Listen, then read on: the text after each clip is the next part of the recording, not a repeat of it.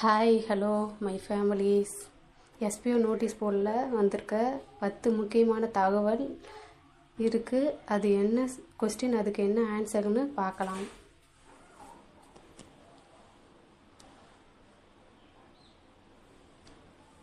First refund details, second withdrawal question credit, third video officer selection.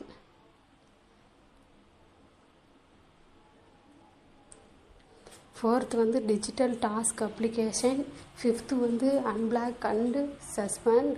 Sixth work start date. Seventh third option reset and not interest when start to purchase coupon. 10th if you change to choice to change my plan if future and joining change. Good evening team members. So இன்றைக்கி நம்ம இந்த கொஸ்டின்ஸ்களுக்கான answers தான் நம்ம பார்க்க போகிறோம். இதெல்லாம் நிறைய விஷயங்கள், நிறைய கேள்விகளுக்கான பதில் ஆல்ரெடி நான் சொல்லிட்டேன். இருந்தாலும் எல்லா குரூப்லேயும், எல்லா ப்ரைவேட் மெசேஜ்லேயும், எல்லா கால்லையும், எல்லா மெயில்லையுமே same question again again again again again. இந்த கொஸ்டின்ஸ்லாம் மைண்டில் வச்சுக்கோங்க. Okay right. இந்த கொஸ்டின்ஸ்லாம் மைண்டில் வச்சுக்கிட்டு, ஸோ இந்த கொஸ்டின்ஸ் யாராவது கேட்டாங்கன்னா உங்கள் குரூப்லேயும் சரி, மெயில்லையும் சரி, வாட்ஸ்அப்லேயும் சரி, எங்கே கேட்டாலும் ஸோ நீங்கள் என்ன பண்ணுங்கள், நேரடியாக இந்த ஆடியோவை டைரெக்டாக அனுப்பிடுங்க. ரைட். இது ரொம்ப இம்பார்ட்டன்ட் தான். இந்த ஆடியோ நீங்கள் நேரடியாக பார்க்க சொல்லுங்கள். நோட்டீஸ் போர்டில் இந்த டேட்டுக்கு மேபி இதுக்கப்புறம் புதுசாக டேட்ஸ் ஏதாவது புதுசாக அனௌன்ஸ்மெண்ட் வந்துக்கிட்டே கூட இருக்கும். ரைட். நீங்கள் ரொம்ப தெளிவாக என்ன பண்ணுங்கள், இந்த ஆடியோ நோட் பண்ணி வச்சுங்க. அவங்களுக்கு இந்த டேட்டில் இந்த டைமுக்கு வந்திருக்கு பாருங்கள், இந்த ஆடியோ போய் கேளுங்கன்னு சொல்லிவிடுங்க. இதை நான் முடிஞ்ச அளவுக்கு ரொம்ப ஷார்ட்டாக டக்குன்னு முடிச்சிடுறேன்.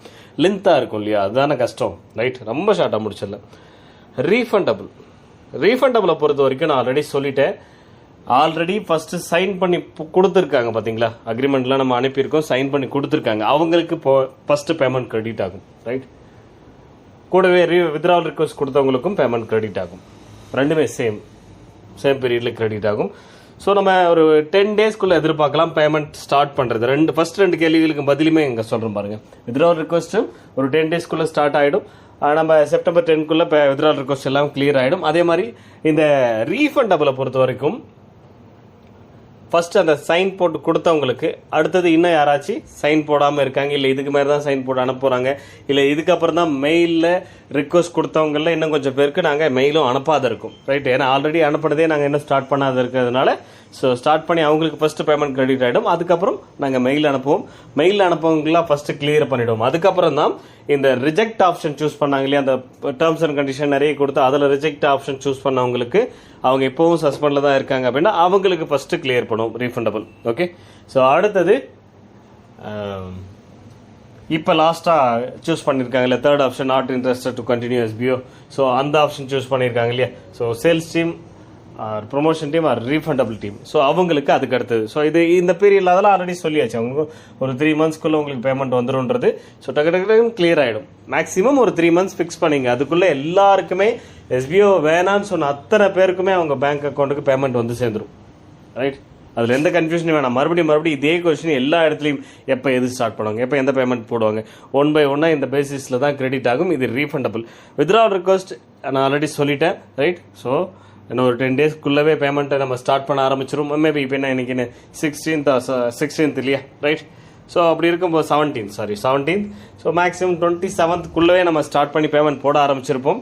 ரைட். ஸோ அது மேக்ஸிமம் ஒரு 10 to 15 டேஸ்க்குள்ளே தாராளமாக பேமெண்ட் எல்லாம் போட்டு முடிச்சிடும். அதுக்குறான பிளான்ஸ் எல்லாம் ஆல்ரெடி போட்டு முடிச்சாச்சு. ஸோ அது டக்குன்னு பேமெண்ட் நம்ம செப்டம்பர் 10க்குள்ளே எல்லாருக்கும் வர மாதிரி பண்ணிவிடுவாங்க. இது வித்ட்ராவல் ரிக்வெஸ்ட். ஸோ நாங்கள் ஆல்ரெடி கண்டினியூ பண்ணுறவங்களுக்கு அந்த பே பண்ண பேமெண்ட் எப்படி சார் வரும், இது ஒரு கொஸ்டின் இருக்குது. நான் இதில் டைப் பண்ணல, மிஸ் பண்ணிட்டேன். அந்த கொஸ்டினுக்கான பதில் என்னென்னா, உங்களுக்கு அது ரீஃபண்டபிளெல்லாம் கிடையாது. முதல்ல இங்கே ரீஃபண்டபிள் அப்படிங்கிறதே எஸ்பிஓவில் கிடையாது, கொடுக்கணும்னு அவசியமும் கிடையாது. லீகலாக பார்த்தோம்னா நீங்கள் பே பண்ண பணத்துக்கு ஜிஎஸ்டி கட்டியாச்சு, அதுக்கு சர்வீஸ் தான் கொடுக்கணும். இன்கேஸ் நீங்கள் எஸ்பிஓ கேள்வி கேட்கணும்னா சர்வீஸ் தான் கேள்வி கேட்கணும். எனக்கு ஏன் சர்வீஸ் கொடுக்குறேன்னு நீங்கள் கொடுக்கல அப்படின்னு சொல்லிட்டு. அது அடுத்த ஒரு நீங்கள் இன்கேஸ் அந்த ஒரு கொஸ்டின் வருதுன்னா அவருக்கு ஆல்ரெடி செட் பண்ணி வச்சுருக்கோம். அந்த வெப்சைட் அட்ரஸ் கொடுத்தா போதும் நீங்கள் ஓப்பன் பண்ணி ஒர்க் பண்ண ஆரம்பிச்சோம். அந்த சர்வீஸை நீங்கள் யூஸ் பண்ண ஆரம்பிச்சிடலாம். க்ளவுட் ஸ்டோரேஜ் யூஸ் பண்ண ஆரம்பிச்சிடலாம். பட் நாம அதை எதுக்காக வாங்கணுமோ அந்த ஒர்க்கை நீங்கள் பண்ணும்போது அதை உங்களுக்கு கொடுக்கணுன்றதுக்காக வெயிட்டிங்கில் வச்சுருக்குமே தவிர நம்ம வெறும் எஸ்பிஓவில் அந்த சர்வீஸ்க்காக மட்டும் வரல, ஒர்க்குக்காக வந்திருக்கோம். ஒர்க்கு இன்ட்ரெஸ்ட் இல்லைன்றவங்களுக்கு கொடுக்கலான்றதை நாங்கள் தான் முடிவு பண்ணி கொடுக்குறோமே தவிர அது ரூல்ஸ் அண்ட் ரெகுலேஷன் படி இல்லீகலாக நீங்கள் கொடுத்து தான் ஆகணுன்றதெல்லாம் கண்டிஷன் கிடையாது. முதல்ல தெரிஞ்சுக்கங்க. ரைட்? நிறைய பேர் நினச்சிக்கிட்டு இருக்கீங்க என் பணத்தை திருப்பி கொடுங்க, என் பணத்தை. நம்ம பணம் கட்டினது சர்வீஸுக்கும் மெயின் லீகலாக பார்த்தோம்னா அது சர்வீஸுக்கு, சர்வீஸ் தான் நம்ம லீகலாக ப்ரொவைட் பண்ண முடியும். பட் இருந்தாலும் எஸ்பிஓ ஜாபுக்காக தான்.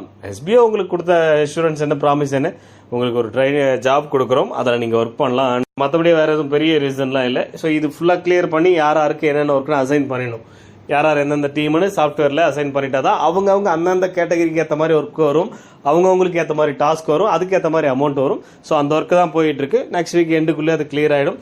கிளியர் ஆனதும் ஸோ நீங்கள் என்ன பண்ணலாம், தாராளமாக நம்ம ஒர்க்கை ஸ்டார்ட் பண்ணிடலாம். ஓகே, நெக்ஸ்ட் வீக் எண்டுக்குள்ளே நம்ம அந்த அப்ளிகேஷனில் இன்னமும் மெயில் அனுப்பிட்டே இருக்கீங்க பாருங்க, அதெல்லாம் வேஸ்ட், ஒரு யூஸுமே கிடையாது. வீடியோ ஆஃபீஸரை பொறுத்த வரைக்கும் நம்ம ஆல்ரெடி சொல்லியாச்சு. அந்த 7ஆம் தேதி அனௌன்ஸ்மெண்ட் கொடுத்தோம் இல்லையா, 7ஆம் தேதி தானே, ரைட்? ஸோ அது அன்னைக்கு நைட்டோட முடிஞ்சது. ஆனால் அன்னைக்கு ஒரே நாள்லேயே 500 பேர் கிட்டத்தட்ட 6000 அப்ளிகேஷன்ஸ் கிட்ட வந்திருக்கு ஒரே நாள். ஸோ அது அத்தனையும் எடுத்து ப்ராப்பராக செக் பண்ணி பார்த்து வெரிஃபை பண்ணி என்னென்ன விஷயங்கள்லாம் செக் பண்ணுவோம் எல்லாத்தையும் செக் பண்ணி பார்த்துட்டு தான் நாங்கள் செலெக்ஷன் பண்ணுவோம். செலெக்ஷன் முடிச்சதும் என்னென்ன விஷயங்களை நாங்கள் செக் பண்ணணுன்றதை அப்புறம் சொல்கிறோம். இப்போ சொன்னால் நீங்கள் அதுக்குண்டான வேலைக்கெல்லாம் பண்ணிடுவீங்க. ஸோ பேக் எண்டில் அது ஒர்க் பண்ண வேண்டிய விஷயங்களாக இருக்குது. அதெல்லாம் முடிச்சுட்டு வெரிஃபிகேஷன் முடிச்சுட்டு செலெக்ஷன் பண்ணிவிட்டு உங்களுக்கு அங்கே இன்ஃபர்மேஷன் கிடைச்சிடும். ஸோ நீங்கள் எல்லாம் யாரெல்லாம் பிடி ஆஃபீஸர் செலக்ட் பண்ணியிருக்கீங்க. ஸோ அதே மாதிரி இங்கே டிஜிட்டல் டாஸ்க் அப்ளிகேஷனும் இன்னமும் அதை ஃபில் பண்ணிக்கிட்டே இருக்கீங்க. ஓகே, ஃபில் பண்ணுங்கள். ஸோ அது எலிஜிபிளாக இருக்கிறவங்க தான் மேபி அங்கே உங்களுக்கு டிஜிட்டல் டாஸ்க் அப்ளிகேஷன் அப்படிங்கிறது அங்கே ஃபில் பண்ணுற ஆப்ஷன் இருக்குது அப்படின்னா நீங்கள் ஃபில் பண்ணுங்கள், தப்பு கிடையாது. ஓகேவா?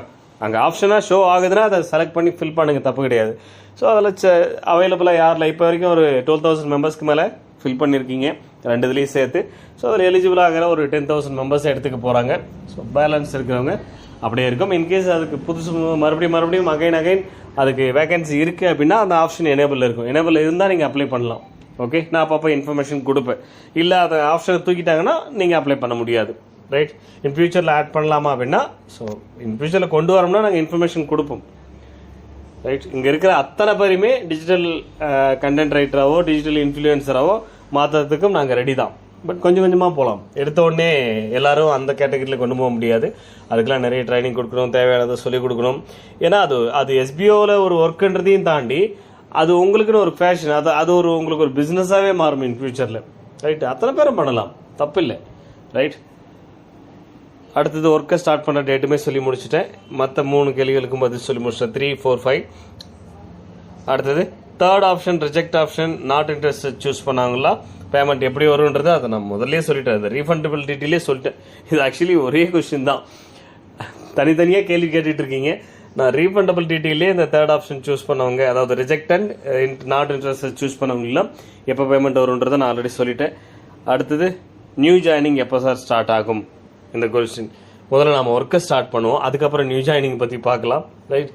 ஸ்டார்ட் ஆகிடும். இந்த மந்த் எண்டுக்குள்ளே ஒர்க்கெல்லாம் ஸ்டார்ட் ஆகிடும், நியூ ஜாயினிங் ஸ்டார்ட் ஆகிடும். நான் இன்ஃபர்மேஷன் கொடுக்குறேன். ஃபர்ஸ்ட் ஒர்க்கு தான் ஸ்டார்ட் ஆகும், நம்ம ஒர்க்கை ஸ்டார்ட் பண்ணுவோம், அதுக்கப்புறம் நியூ ஜாயினிங் ஸ்டார்ட் பண்ணிக்கலாம். எப்போ சார் நாங்கள் பே பண்ணுற மாதிரி வரும்? இந்த மந்த் மேபி இருக்கலாம், அப்படி இல்லைன்னா நெக்ஸ்ட் மந்த் தான் நீங்கள் பே பண்ணுற மாதிரி வரும். உங்களுக்கு பிஃபோராக ஒரு 5 to 10 days பிஃபோராகவே உங்களுக்கு இன்ஃபர்மேஷன் கிடைச்சிரும், நீங்கள் இந்த டேட்லேருந்து பே பண்ண ஆரம்பிக்கலாம் அப்படிங்கிறது. ரைட்? ஜாயினிங் அதே மாதிரி தான். ஸோ உங்களுக்கு இன்ஃபர்மேஷன்ஸ்லாம் கொடுப்பாங்க. ஸோ ஃபர்ஸ்ட் நம்ம ஒர்க்கை ஸ்டார்ட் பண்ணுவோம், அதுக்கப்புறம் தான் இது ரெண்டுமே. அதனால் இதை பற்றி ஒன்றும் ஒரி பண்ணிக்க வேண்டியதில்லை. பட் பேமெண்ட் நீங்கள் பே பண்ணுறது, அந்த சேல்ஸ் டீம் பே பண்ணுறவங்க கண்டிப்பாக உங்களுக்கு பிஃபோராகவே இன்ஃபர்மேஷன் கிடைக்கும். ஒரு 5 days 10 days பிஃபோராகவே உங்களுக்கு இன்ஃபர்மேஷன் கிடைக்கும். அதனால் நீங்கள் கவலைப்பட தேவையில்லை. அடுத்தது இந்த பிளான்ஸ் ஏதாவது சேஞ்ச் பண்ணுறதுக்கான பாசிபிலிட்டி இருக்குங்களா அப்படின்னு ஒரு கொஸ்டின். ஸோ இன் ஃபியூச்சரில் நாங்கள் இப்போ நான் ப்ரொமோஷன் டீமில் இருக்கேன், அதுக்கப்புறம் சேல்ஸ் டீமுக்கு கண்டிப்பாக மாற முடியாது. ரொம்ப காலமாகவே எஸ்பிஓவில் அது பேசிக்லேருந்து ப்ரீமியம்லேருந்து பேசிக்காக மாற முடியாது. எப்படி இருந்ததோ அதே மாதிரி தான் எப்பயுமே அந்த பிளான் கன்வர்ஷன், பிளான் சேஞ்சுன்றது செட் ஆகாது. ஓகே? ஸோ அதனால் பிளான் சேஞ்சஸ் எப்பயுமே பண்ண முடியாது. நாங்கள் மறுபடியும் ஜாயின் பண்ணிக்கலாமா, நாங்கள் ரீஃபண்டபிள் வாங்குறவங்க மறுபடியும் ஜாயின் பண்ணிக்கலாமான்னு ஒரு கொஸ்டின். கண்டிப்பாக பண்ண முடியாது. ஓகே? ஸோ உங்களுடைய ஐபி அட்ரஸ் யூஸ் பண்ண முடியாது. அதாவது அதே சேம் டிவைஸ், அதே மொபைல் நம்பர், அதே பேங்க் டீட்டெயில், அதே இமெயில் ஐடி, எதுவுமே நீங்கள் அதே இது டீட்டெயில் யூஸ் பண்ண முடியாது. ஸோ இது நிறைய பேர் யோசிச்சிருப்பீங்க, நானே சொல்கிறேன். அது அந்த டீட்டெயில் யூஸ் பண்ணணும். இதுக்குன்னு வேறு ஃபோனோ வேறு லேப்டாப்போ ஆல்ரெடி நீங்கள் இங்கே யூஸ் பண்ண எதுவுமே யூஸ் பண்ணீங்க அப்படின்னா உங்களுக்கு அது கால்குலேட் ஆகாமல் போயிடும், இன்கம் வராமல் போயிடும். ரைட். ஸோ அதனால் மறுபடியும் ஜாயின் பண்ணுற ஆப்ஷன்ஸும் உங்களுக்கு கண்டிப்பாக கிடையாது.